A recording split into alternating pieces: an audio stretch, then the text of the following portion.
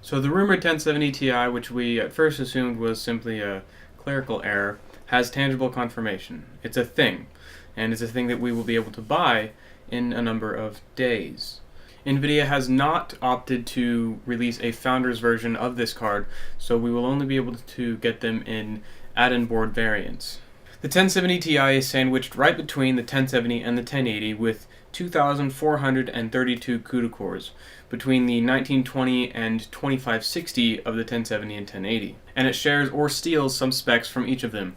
Like the 1070, it has 8 gigs of GDDR5, and like the 1080, it has a 180 watt TDP. From what we know right now, clocks look to be sandwiched pretty tight, with the base clock of the 1080 and the boost clock of the 1070. It's built on a similar GPU to the 1070 and the 1080, GP104. Nvidia set aside a special SKU of those that failed to make the cut for 1080. This is GP104-300, and that refers to a GPU that had one streaming multiprocessor, an SM, fail, and so it has 19 instead of 20 in the 1080. A streaming multiprocessor is a hub that coordinates the actions of a group of CUDA cores. For these GPUs, it's 128 CUDA cores per streaming multiprocessor times 19 SMs in the 1070 Ti gives us the 2,432 CUDA cores in the card itself. Rumored synthetic benchmarks of the 1070 Ti place it performance-wise unsurprisingly between the 1070 and the 1080. In Firestrike Extreme, we see a 9450 graphics score compared to the 1070's 9100 and the 1080's 9800. In Time Spy, the 1070 Ti hits just under 6800 compared to the upper end of 1070s at 6000 and the 1080s around 7200. The 1070 Ti is expected to be priced, wait for it, right between the 1070 and the 1080.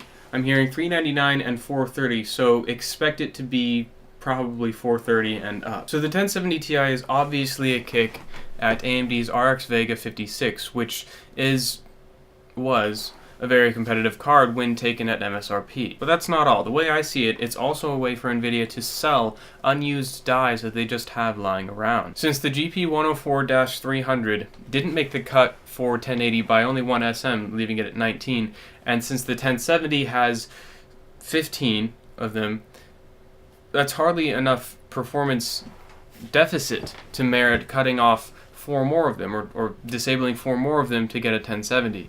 I assume Nvidia looked through their stock of 1080 failures and just picked the one that had the most volume. So I'm assuming that those that failed by 1 SM were more common than 2 or 3 or 4, and so they decided to use the 19 SM count for the 1070 Ti. At $430, it's slightly more expensive than Vega 56's MSRP, but with mining inflation, the 56 stands no chance. But this is mostly conjecture, so take it with as much salt as is necessary to give it any flavor at all, and I'll see you next week, or whenever I decide to make another video.